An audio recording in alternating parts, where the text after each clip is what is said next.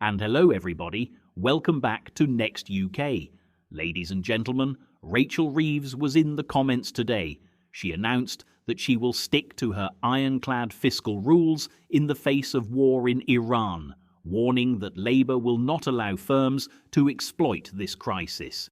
Now the Chancellor stopped short of announcing specific support for households, but hinted at future help for those on lower incomes, with wealthier families set to miss out. Addressing MPs, she said that there is a contingency planning for every eventuality as ministers assess the impact of the Iran conflict on prices and the next energy cap. But I want you to have a look at this. Yes, Mel Stride, the shadow Chancellor, going in on her. Essentially, he said that the economy, the British economy, is in tatters and accused Rachel Reeves of failing to deliver the stability and resilience needed to withstand the current shock. Let's have a watch of this and react to what happened in the comments, ladies and gentlemen. But first, please do hit the like button and the subscribe button for more. Did you know over 95% of our viewers aren't subscribed? Subscribing is free and helps us create more great content. Hit subscribe now and join our community. Chancellor Mel Stride. Thank you, Mr. Speaker, and can I thank the Right Honourable Lady for advance sight of her statement. Mr. Speaker, the Right Honourable Lady comes to this House with an economy in tatters. She would have us believe that she has delivered the stability and resilience that can weather the storm ahead, but she has done nothing of the kind. When she came into office, she ramped up borrowing and spending and hiked taxes to record levels. She was warned at the time by the OBR and others that her policies would mean higher inflation, higher borrowing costs, higher interest rates, and that she would destroy jobs. All of that, Mr. Speaker, has come to pass. Her mismanagement and foolish choices have given us the highest inflation in the G7, the highest borrowing costs of any major advanced economy, with gilt yields higher than Greece and Morocco, fragile fiscal headroom, the highest unemployment since the pandemic and rising, and GDP per capita falling. Under this government, Mr. Speaker, we are getting poorer, and our economy is increasingly fragile and far from secure and resilient. And despite what the Right Honourable Lady has just said about tiebacks, nothing exemplifies this government's economic folly more than its approach to oil and gas. The utterly misguided net zero obsessions of the Energy Secretary have led to the absurdity of reduced extraction, whilst we see jobs destroyed, tax revenues foregone, and energy security smashed.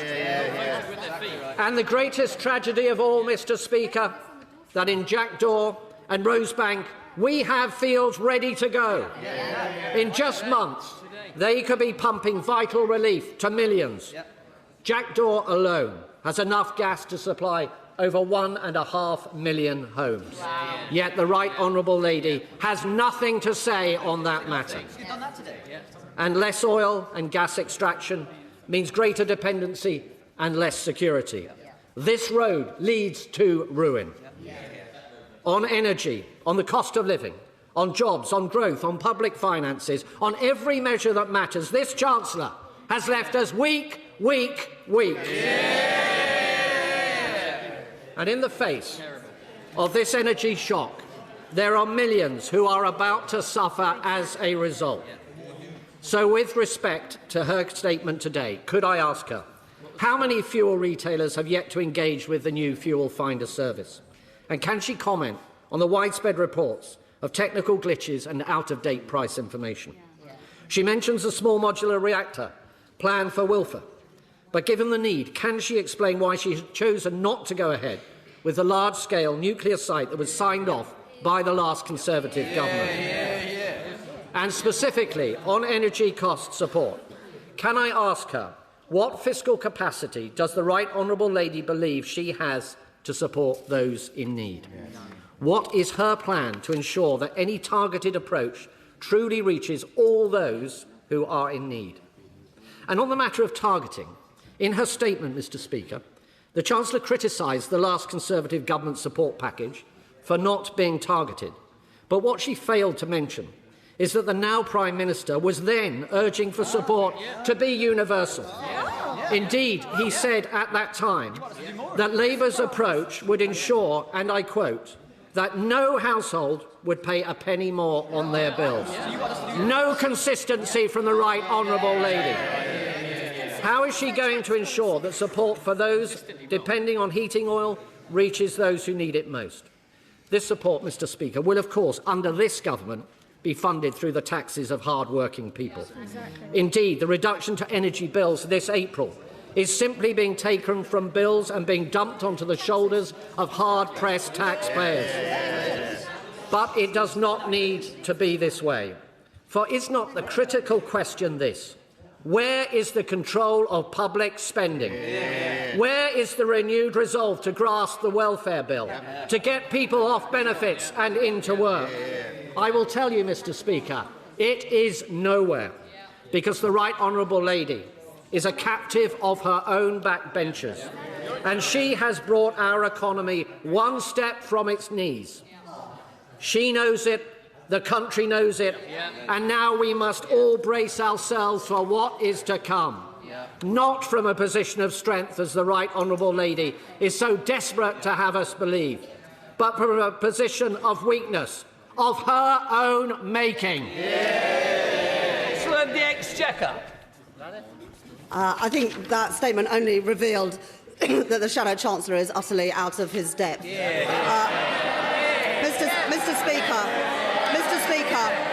Mr Speaker, in the last 20 months, we've had 6 cuts in interest rates.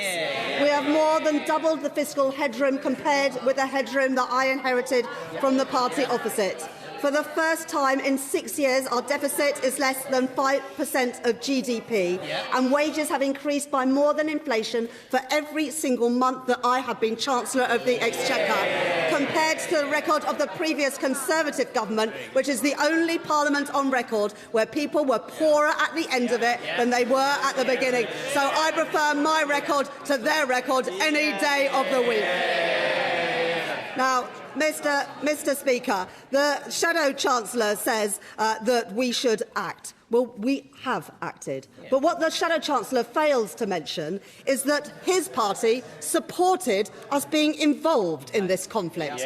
Whilst we have called for de-escalation, the Leader of the Opposition said that we should be a participant in this conflict. The damage that that would have done to our economy would have been immense, and yet they make no apology for that.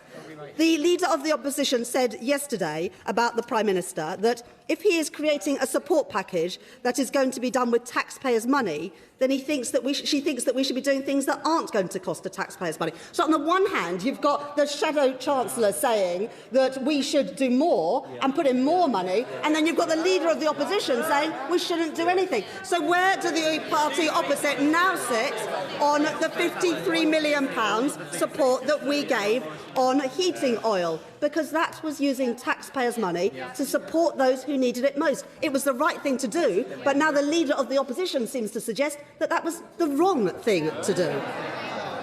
Now, the Shadow Chancellor asked a few specific questions. On the cheaper fuel finder that we have introduced, more than 90% of retailers have now signed up to it, and of that 90%, all of them are updating their prices regularly, and we, along with the Competition and Markets Authority, are chasing down the final few that haven't submitted their prices. On small modular reactors, the party opposite say they supported it. They had 14 years and they put not a single penny of money into it. And the same is true of Sizewell C. You can't, on the one hand, say that you think that we should spend less money and then at the same time say that we should be supporting Sizewell C and small modular reactors, because everything has to be paid for.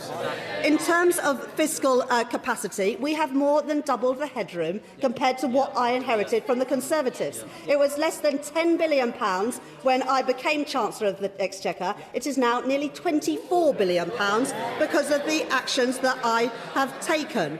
The Shadow Chancellor says that we haven't built contingency, where the exact opposite is the case.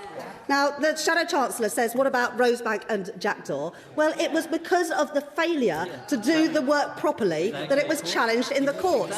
And 1 month after the previous government left office because they were kicked out, the courts came back and said that we had to reconsider Scope 3 emissions. The energy companies, Shell and Equinor, resubmitted their plans at the end of last year. The regulators... Oh, sorry.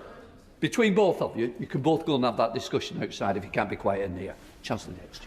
This is important because the energy companies came back, thank you, Mr Speaker, came back at the end of last year with their revised plans. The regulators are now considering those, and my right honourable friend, the Energy Secretary, will make a decision ahead of the autumn to decide whether it is legal to go ahead with those. But we made a commitment in our manifesto to honour existing licences. It's only because of the failure of the previous government to consult that we are in this position in the first place. And the honourable gentleman, the right honourable gentleman, says that if we cut the welfare bill, we'll be able to help people. Well, I'm afraid they had 14 years, and he was the welfare secretary when the bills ballooned. So, frankly, we'll take no lessons from the party opposite. It is only Labour that can be responsive to the immediate challenges because we have been responsible with the public finances, committed to our long-term energy security and committed to make the right decisions in the national interest.